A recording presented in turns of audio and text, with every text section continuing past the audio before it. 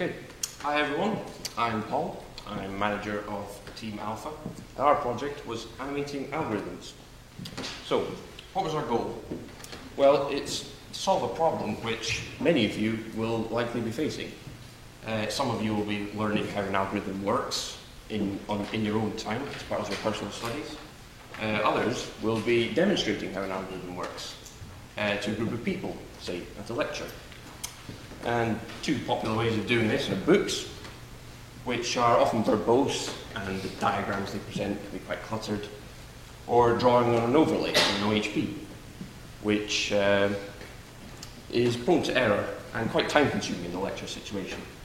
So clearly computers are well suited to this sort of thing, and many advantages over these somewhat static mediums. So how did we solve it? Like this, as you will have seen in the demonstration that started a couple of hours ago. And simulating an algorithm really couldn't be any easier. There's 3 steps. Step 1, pick the algorithm. We provided a set of graph and list algorithms out of the box for you to use, but you can also load a third-party algorithm developed by you or anyone else at runtime through the file menu, and you can use that. Step 2, set up your input. We've got some facilities for editing the graphs and lists, like adding nodes and vertices. Or if you just want something quickly, each algorithm also provides some example data which you can use. Then, step 3, animate.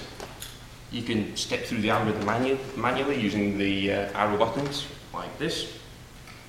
The display updates to show how the algorithm's changing. Alternatively, you can click on the actual events themselves to jump to any point in the algorithm's progress.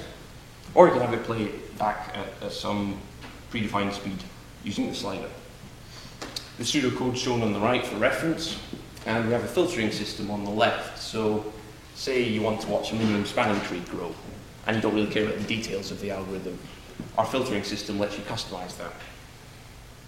One thing I would like to point out, which I think is very important, is this back arrow. And then clicking that will let you see a step an algorithm took in the past. And what we have here, ladies and gentlemen, is effectively a time machine. And that's important. I think, when you were learning an algorithm and using, say, a C debugger or something, it'd be really convenient just to review what it was like a couple of stages ago, just to clarify the understanding. But you can't do that. But here, you can. So we're glad we provided this facility. So how did it all fit together? Well, basically, it all centers around this graph. And we chose a graph because you can represent practically any data structure as a graph. A list, tape for a Turing machine, they're all just different styles of graph. So that goes through 3 stages. This is the algorithm itself.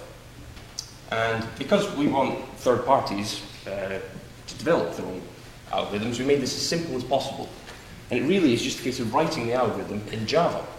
Except, when you do something the user might be interested in, such as comparing 2 integers for a swap, you use a helper function, compare int here, which does what it says on the tin, and also dispatches an event to the rest of the system to use in displaying it. So you write the algorithm, we handle the presentation. Then the next step's simulation control. Lots of magic going on here. This is where the flux capacitor lives. There's threads to stop algorithms which are gone berserk, bringing the system down.